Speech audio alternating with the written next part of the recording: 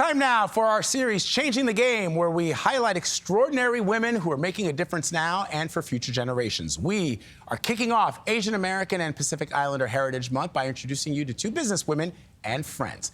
Lulu Cheng and Lacey Benard started their company Bitty Bao in 2020 after struggling to find Chinese learning books for their kids. They've now written and illustrated 15 different bilingual board books to help children and families learn Mandarin and Cantonese. They have sold more than 80,000 books and expanded their business to create toys like Hot Pot Kit to go with them. Lulu Cheng and Lacey Benard join us now. Welcome. Good morning. Thank you. Welcome. Good morning. So I was saying to you guys earlier that for my daughter Celine, we got her the old classics, right? Bao Bao Learns Chinese. But these board books are changing the game. What inspired you to create them?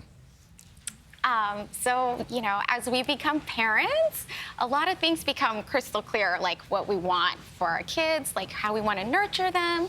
And at the same time, I was really lucky to go on a hiatus from teaching. And as years went by, it's like, oh, it's time to do something more than staying at home. And so this is how I wanted to live our traditions and our language. With my parents being all the way across the ocean, it was the only means to stay connected and have our culture and our heritage and an identity for ourselves. So I wanted to bridge like me going back to teaching, yet not full time, and the two blended together and became Bitty Bao. And it started as a home project, right? I mean, just at home, figuring it out before you took it to the next level. Yeah, it was just supposed to be a middle of the night hobby. Lulu, actually, that's how she got me to do this. She said, this is gonna be a no-time hobby. A no-time hobby. No time necessary. And you know, my second wasn't even born yet, and it's not a no-time hobby, spoiler alert. It takes a lot of time, but it's been really, really great. Yeah, but we do it all from our home. It's definitely, you know, from the ground up. Well, So we you have got that involved. Text. Should we show the text? Oh, yeah, yeah. Oh, yeah. Like, this is the text that she sent you. Yeah, That, the text message that got Lacey involved. yeah, exactly.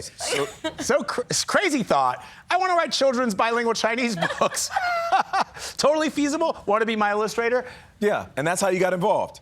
Yes, yes. Like literally that text came in at 11:30 at night. Just like, hey, checking in, is your baby Just an sleeping? idea. And I have this idea, do you want to do it with me? And you made it happen. And Crazy Me was like, yes, I do. But how about, too, how it also introduces other people to this language and the culture, because you have more options, and the more options there are out there, the more you're likely to, you know, not just seek out what's already or what's typically available. How important has that been for you when you hear from other parents that are not part of the culture but have now been introduced because of your books?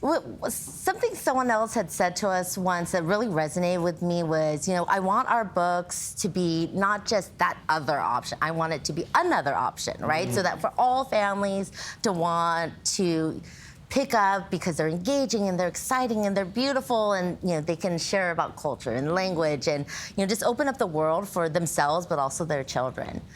And then you have the toys to accompany them. So many toys. Now, how do you approach creating the art that accompanies Lulu's words and vision?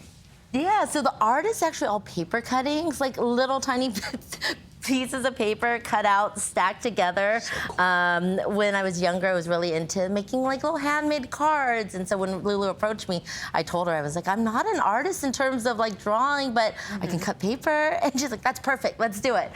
So that's what they are.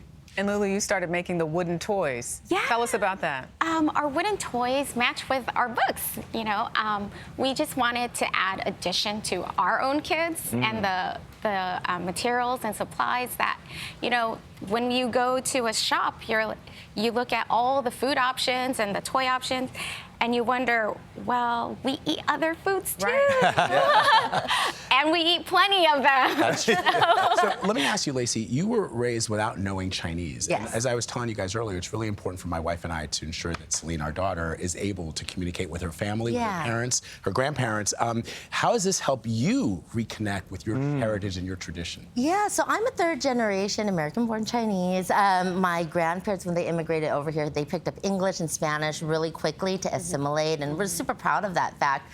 But unfortunately, that meant, giving up some of the language and culture, of my family's heritage. And so for me, it's really about reclaiming Chinese culture for my kids and really exposing them to, the different traditions and the wonderful things that make up their cultural identity and the makeup of who they are. And so that's my hope for them, is that they'll be able to connect in a deeper way with their background and their family. Yeah, well, thank you guys so much for joining us. books are I know these are incredible. children's books, but they're for adults as well. Very true. We appreciate y'all so much. Especially those of us trying to learn Mandarin. Exactly. That's right. No doubt about it. Really. And go ahead and get the books, get the toys, and support, because it's an awesome cause.